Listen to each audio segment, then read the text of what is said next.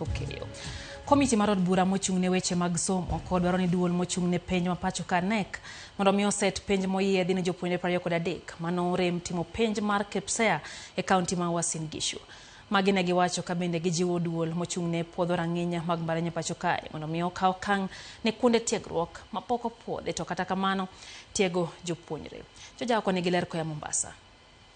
Romo mane obagi Mombasa mane okelo kanyakla kamati mar od bura mochung' ne weche mag somo kod duol mochung' ne puodho rang'iny mag kuonde tiegruok midendo ni Kenya National Qualification Authority. Kamati no motelne kod jakom Julius Meli ne oseyo achiel kuom sikunde mag ji giwegi yo Eldoret mane ochiwo penj ma bandia ne jopuonjre 23 mag grade 6 midendo ni KPSEA kaluwore gi mibadhi mane otim gi tend sikund no.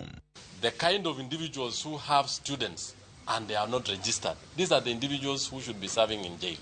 These are individuals who should be arrested. But we are telling the government, yes, the owner of the school, the proponent of that racket, as they are being brought to book, we assist the students to do exams. Supplementary exams. Mani miyo nyathi mane tuo ok notimo penj till seto to imiye. Koro mane the system ma wanyalo put in place right now to address problem ma nyithindo go dhi through.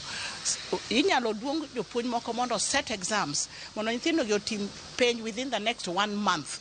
Mondo gi catch up gi colleagues magi makata ka gikalo penj gi dhi university to gi kanyakla ki gidong chien nono gibo bedo frustrated, gibo perform very badly kendo ngima gi dhi ruchore ka gi kanyo. Koro supplementary exams ema ana recommend mondo Ministry of Education obed piny mondo gi set gi nyithindo gi. Wan wacho ni it is not their fault, so they must see how nyithindo gi inyalo kony, but joka that school, the administrators of that school onego bed ni gibedo brought to book. Ne bende giseo duol no mochung' ne puodho rang'iny mag kuonde tiegruok bang' yango ni moko kuom obok mag somo ma ichiwo ne jopuonjre go gin mago ma ok opuodhi. We founded Kenya National Qualification Authority is to make sure that we nab and arrest individuals who are actually starting colleges, institutions, and they are fleecing Kenyans. Gitemo mondo gi make sure ni standard mar education and standard mamalo kendo maber kendo ginyalo maintain. Tibo yudo ni institutions moko ok register kodgi. Koro certificates magi offer ni students ok gin recognize. Kato bukora buka okaw nyithindo kata moyudo D- to keto gi ni idwa bedo nurses. So the qualifications man nurses oken mano. Bo puonj nyithindo bo migi certificate. And then at the end of it, you don't need these certificates are not going to be useful to the children. Parents also invest.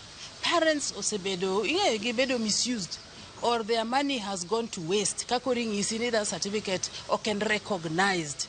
Moko kuom twak mane gibedo godo en sundo piny owacho mondo mi oket chenro makare mag jolo sombo jopuonjre maonge kod nyalo to chutho e mbalariany kaachiel kod ng'anyo ma kinde ka kinde mokwako sekta mar somo e pacho ka. Wang'eyo ni jopuonj ma university be ng'anyo to gi ng'anyo nikech gibe gin gi reason. Gi feel no se wuond gi ding'eny ki promise im search gi the med gi conditions ma gitie bende dhi bed improved. To gibeda beda jok mi wuondo sate. Koro magi joma dongo mabe somo. Watch neuru university lecturers ki wacho ni dhi chulo gi, these are the timeline. Can it be challenges? Beduru clear on what are the challenges. Nikech jogi be joma dongo.